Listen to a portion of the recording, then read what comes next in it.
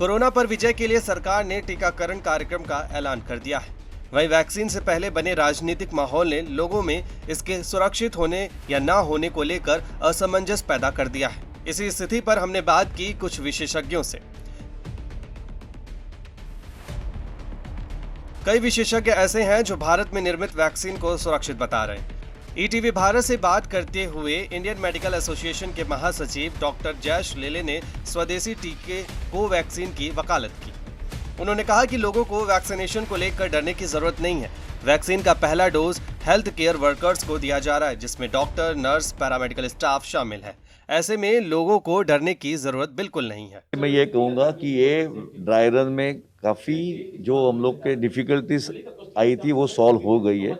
Vaccine travel, vaccine storage और vaccine देने का, अगर लोकली कुछ भी एलर्जी आता है, रिएक्शन आता है, उसके ऊपर भी आउटकम हो गया है। तो वो हिसाब से जब हम लोग ड्राई रन में एट द एंड हम लोग लोगों को एडवाइस दे देंगे कि इसके लिए डॉक्टर और पैरामेडिकल हेल्थ वर्कर पहले वैक्सीन ले रहे हैं और जनरल जो पेशेंट है, जनरल पब्लिक है, उनको जब भी मौका मिलेगा तभी फर्स्ट अपॉर्चुनिटी में ये वैक्सीन उन्होंने लेना चाहिए। वर्ल्ड मेडिकल एसोसिएशन के अध्यक्ष और हार्ट केयर फाउंडेशन के अध्यक्ष डॉक्टर के अग्रवाल ने कहा कि लोगों में कोरोना को लेकर कोरा भ्रम है, इसमें कोई सच्चाई नहीं है। उन्होंने कहा कि वैक्सीन में जिंदा वायरस नहीं होता, इसमें मरा हुआ वायरस होता है और वो भी मरे हुए वायरस का एक टुकड़ा मात्र होता है। मरे हुए वायरस से कोरोना इन्फेक्शन कैसे हो सकता है? वैक्सीन से कोरोना हो सकता है, बिल्कुल गलत। अरे भाई, वैक्सीन लाइव वायरस थोड़ी है, या तो मरा हुआ वायरस है या वायरस का एक टुकड़ा है। वो कोरोना कैसे कर सकता है? वैक्सीन देने से दूसरी बीमारियां हो सकती हैं। अरे बिल्कुल गलत। मरे हुए वायरस से दूसरी बीमारियां कैसे हो सकती हैं? हो ही नहीं सकता।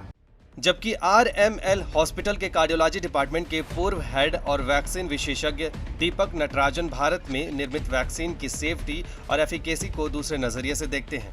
डॉक्टर नटराजन देसी वैक्सीन कोवैक्सीन के पूरे आंकड़े उपलब्ध नहीं होने के बावजूद एस्ट्राजेनेका के कोविशील्ड वैक्सीन के मुकाबले ज्यादा सुरक्षित और प्रभावी मानते हैं।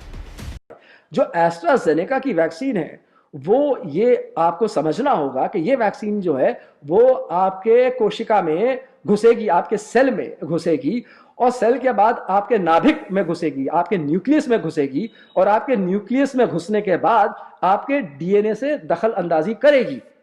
अब ये दखल अंदाजी टेम्पररी है कि परमानेंट है, ये किसी को अभी पता नहीं है, मगर ये हकीकत है कि जो एस्ट्राजेनेका की वैक्सीन है वो आपके नाभिक या अर्थात आपके न्यूक्लियस में घुसेगी और आपके डीएनए को कहेगी कि साहब आप जो है इस वायरस का स्पाइक प्रोटीन बनाएं।